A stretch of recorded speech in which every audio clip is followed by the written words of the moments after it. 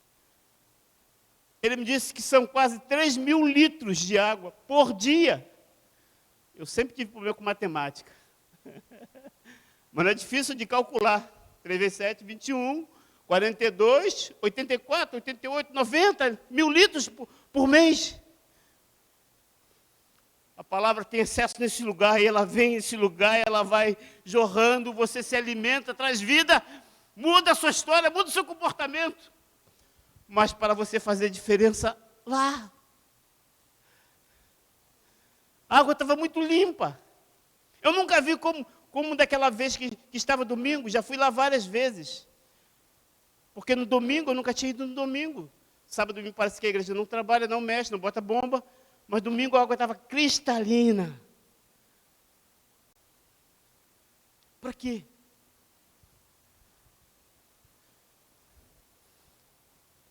Para que você se alimente. Para que você possa estar bem, de saúde. E possa ir levar essa água aos sedentos. Você também foi tão tímido assim, tão tímido. Você pode dizer amém? A água que vem de Deus, ela vem e vai inundando a nossa vida, vai enchendo a nossa vida, vai transbordando. E as pessoas que estão em volta vão sendo abençoadas por essa água que vem de Deus sobre a nossa vida. Eu sei o que essa experiência, quando estive em 2012 ou 13, em Burkina Faso, oeste da África, divisa com o Mali. Havia um projeto na nossa ida lá para a construção de um poço. E eu cheguei na SEM, contei essa história. Disse que tinha um projeto para um poço no deserto, que eu não tinha dinheiro. O que ele fez? Ao terminar o culto, ele me parou e disse: pastor, quanto custa o projeto da África? Eu disse: muito dinheiro. Ele disse: não perguntei quanto custa, pastor? Eu disse: muito dinheiro, porque eu não tenho dinheiro. Quanto custa, pastor? Eu falei: 35 mil. Esse dinheiro estava separado 3 anos. Ele ofertou para o projeto do porto lá na divisa com o Mali, um lugar chamado Solenzor. Me impactou muito o fato de ser um membro da igreja. Meu pastor ouviu isso, ele trouxe o pastor. A igreja em obra. E o pastor disse: Deus disse, isso a você faz. Hoje tem um poço artesiano, uma água mais límpida da região, que serve para tratar, para plantar durante todo o ano. E a igreja local vende água e abençoa toda a sua comunidade.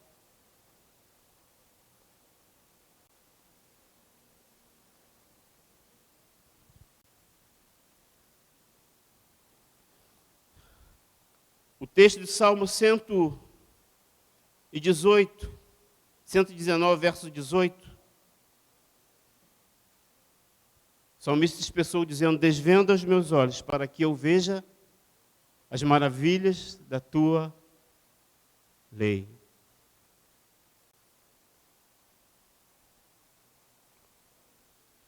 O que Jesus estava vendo, o que você vê.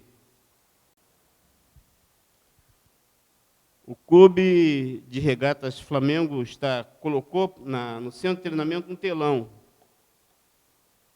Os jogadores olhar o comportamento, olhar as posições e corrigir defeitos de marcação, de estratégia. Então eles têm um telão que eles podem ver o comportamento, reflete o comportamento, e ao ver o comportamento eles podem fazer correções. Esse texto, 119, verso 18, está dizendo que a palavra, o poder da palavra, a ação da palavra na nossa vida é que vai corrigir os nossos comportamentos. O texto diz que Jesus olhou para a mulher na beira do poço, olhou para Madalena, olhou para a viúva de Naim e viu uma dracma perdida. Pastor, já imaginou se hoje nós tivéssemos a possibilidade, contar uma história, né, uma alegoria, de colocar um telão da 100, o que nossos irmãos estão vendo?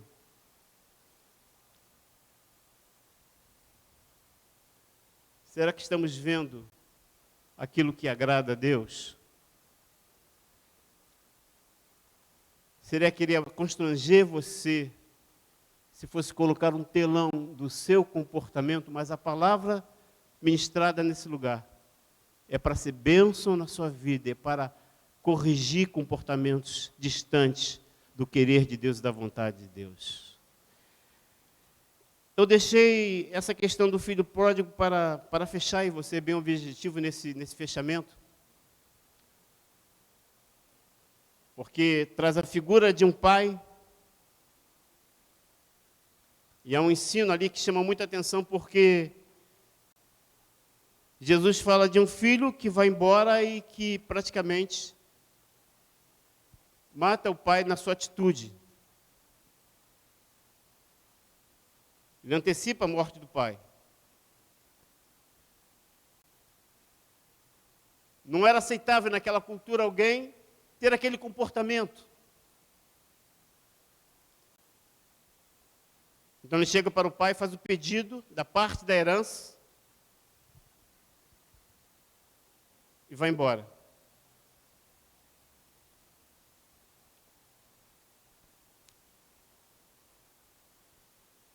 E a ideia que eu tenho desse texto é que é uma banalização uma forma de banalizar a figura paterna. Uma desvalorização da figura paterna. E é preciso entender isso. E a importância da figura paterna na família. Vemos que ao longo dos anos uma série de filmes, desenhos foram lançados com esse objetivo e de forma muito sutil. Quem não assistiu Os Simpsons? A família Sauro com Dino. Fred Flintstone. Às vezes eu fico rindo do meu pastor quando ele fala sobre Scooby, sobre Pantaleão, mas é bom fazer essas observações, porque esse texto está falando que o filho tem uma atitude que não era aceitável. E esses desenhos demonstram um pai com comportamento inadequado, inaceitável, de um pai irresponsável, de um pai distante, de um pai ausente, de um pai que não disciplina, de um pai que não tem ordem. E sabemos que muitos danos na vida das pessoas são causados por essa figura. Sabemos que muitos comportamentos paternos trazem danos na vida das pessoas. Mas não podemos deixar de reconhecer o que a Bíblia diz para honrar pai e mãe, como o primeiro mandamento com promessas, para que te viva bem. Então, essa construção que nós estamos vendo e observando não vem de Deus. Não vem de Deus. Posso descaracterizar a imagem do Pai Celeste. Eu não posso descaracterizar a imagem do Pai Celeste que existe em mim. Meu pai morreu com 92 anos. Aos 10 anos me levou pela primeira vez para o Maracanã. Maracanã naquele tempo tinha uma multidão, cerca de 100, 120, em algumas ocasiões, número bem maior. Ele me levou para ver Brasil e Alemanha, para ver um jogador por nome Edson Arantes do Nascimento, Pelé. Imagina, 10 anos ir para um estádio como Maracanã, para ver uma referência do futebol brasileiro, uma referência mundial. Eu estava pulando igual pipoca. Meu pai me divertiu no trem dizendo, cuidado, porque há muita gente lá, vai ver muita gente. E seu ensino foi, se você se perder, você para num lugar, olha para uma autoridade, olha para um guarda e pede socorro. Ele falou isso, mas para mim, eu queria ver o Pelé. E na entrada, Era um jogo amistoso, o pai podia levar um filho, lá em casa são 10. Ele levou eu e meu irmão. Na hora de entrar, o homem falou, não pode entrar 2 não, tem só um. Aí meu pai me empurrou para um homem alto, claro. Sabe o que ele disse para mim? Não vou entrar com filho de negrinho nenhum, não.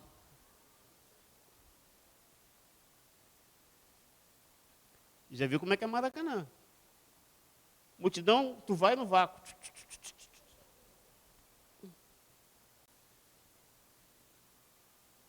Aí a sensação com 10 anos de se perder do pai.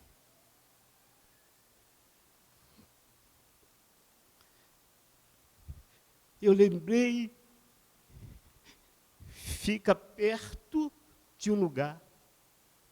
Se vê alguém, pede socorro. Encostei num paredão, num pilar que tinha no antigo Maracanã, todo de azul, de uns quadradinhos assim, umas pastilhazinhas azul, eu lembro disso de forma muito clara. Fica ali, para ali. Fiquei ali. Passou a primeira autoridade e disse, moço, estou perdido. E daqui a pouco alguém diz, Plácido Costa, não sei o que das contas, seu filho Zilmar está em tal lugar. Aí meu pai foi lá e me encontrou. Em meio a uma multidão perdido, meu pai me encontrou. Fomos achados pela graça.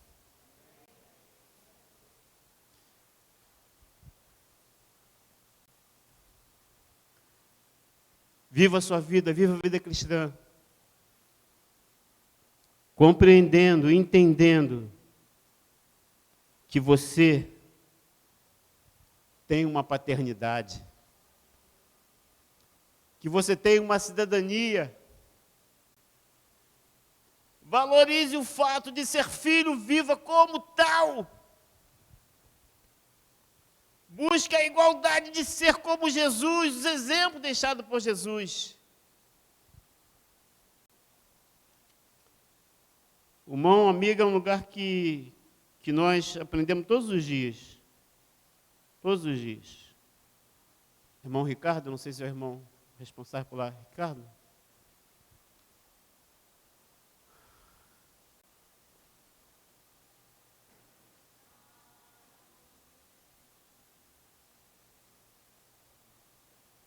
Olha com atenção aquela frase ali.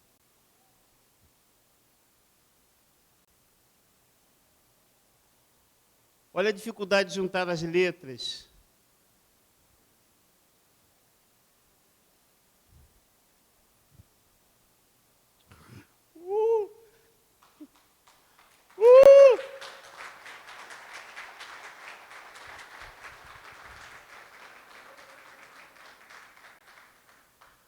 Ele está presente. Nazareno, por favor, fica de pé.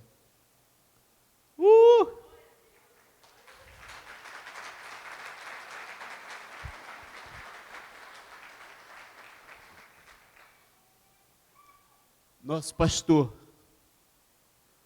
achou ele vivendo na rua,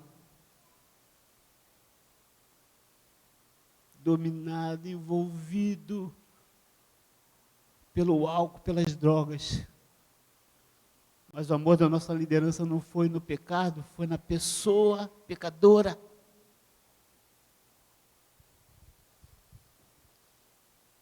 Ele lê um texto importante hoje em 1 Pedro, de que o mundo tem expectativa a respeito da minha vida, da sua vida. E assim resplandeça a vossa luz diante dos homens. Ele veio não para condenar o mundo, mas para que o mundo fosse salvo por ele. Eu não posso perder a visão de que eu tenho uma paternidade. Se fizer um exame de DNA em você, meu irmão, vai mostrar que você tem uma paternidade diferenciada. Então você não tem que viver pecando, porque aquele que é nascido de novo não tem prazer.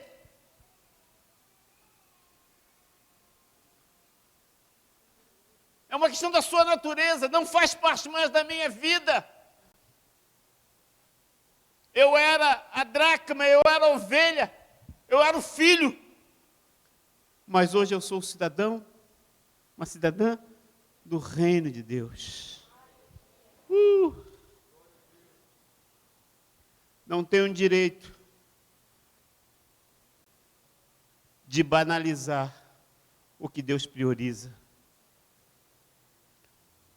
Como aprendemos aqui, através do pastor Cláudio, eu não vou constranger você. Mas cuidado com o que você está vendo. Alguém pode me dizer no louvor? Na música? Por quê? Nós aprendemos com a questão da dependência química, que é uma estimulação de hormônios responsáveis pelo prazer. Então, quando a pessoa usa coca, usa o álcool, usa o crack, gera um prazer tão grande, e aí vai caracterizando a doença, o vício. Mas eu chamo a atenção dos irmãos que a questão das pornografias é uma questão, uma das mais sérias que eu já consegui trabalhar.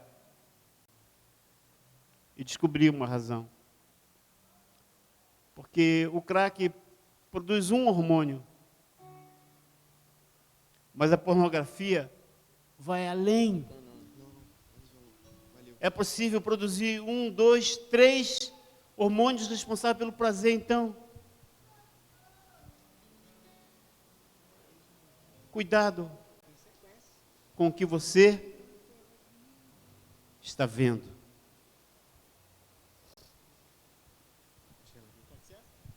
A palavra diz que eu preciso olhar para Jesus, o autor e consumador da fé. Quando eu olho para o perdido, a ênfase não está no pecado. Como Jesus, a ênfase pela minha paternidade, pela minha cidadania, é o pecador. E por isso os ensinos da parábola não podem ser compreendidos por aqueles homens por causa da dureza do coração, mas a nós é revelada a bênção da compreensão, do entendimento. Dizer que as parábolas foi para aquele tempo e é até hoje um instrumento de Deus para usar a nossa vida, para falar das verdades, da grandeza daquele que nos chamou das trevas para a sua maravilhosa luz. Feche teus olhos. Nosso pastor vai orar nesse momento por você.